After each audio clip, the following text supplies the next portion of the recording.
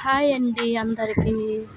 ఇంట్లోనే egg rice వండుతున్నానండి.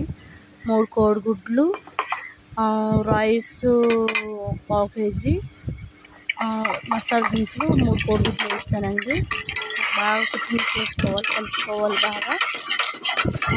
బాగా వేగాలండి. వేగపోతే నీసు వాసన వచ్చింది. బాగా వేసుకోవాలి. నాకు పచ్చిమిర్చి అంటే చాలా ఇష్టము. పచ్చిమిరపకాయలు వేసుకొని పక్కన పెట్టుకున్నాను నేను. బాగా వేగాలి. 10 నిమిషాల్లో రెడీ అయిపోతుంది. కలుపుకోవాలి బాగా.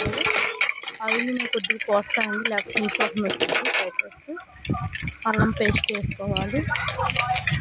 అల్లం పేస్ట్ వేసుకున్నాక బాగా మళ్ళీ స్పూను సాల్ట్ వేసుకోవాలి.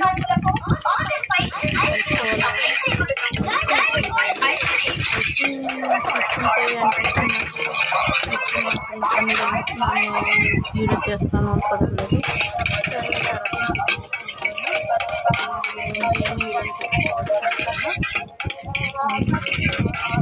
బాగా కలుపుకోవాలండి. కలుపుకున్నాక 5 నిమిషాలు అయిపోతుంది. అయిపోయాక రెడీ అయిపోయిందండి. రైస్ వేసుకోవాలి.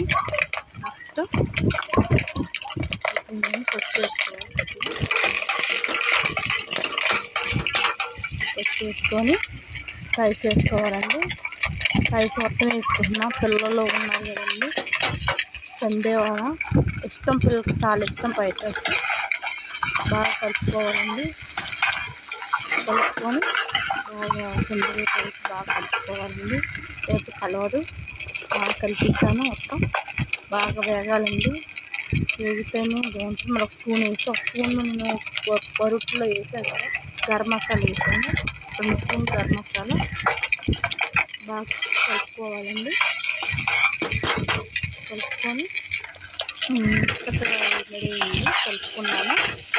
బాగా కుకింగ్ చేసుకోవాలి, కలుపుకోవాలి.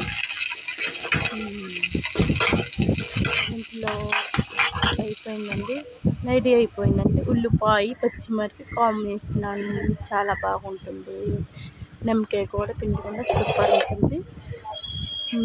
ఇది కూడా సింపుల్గా వండుకోవచ్చు ఇంట్లో. ఎగ్ ఫ్రైడ్ రైస్ టేస్ట్ చేయండి, సూపర్ ఉంది. బాయ్ బాయ్ అందరికీ.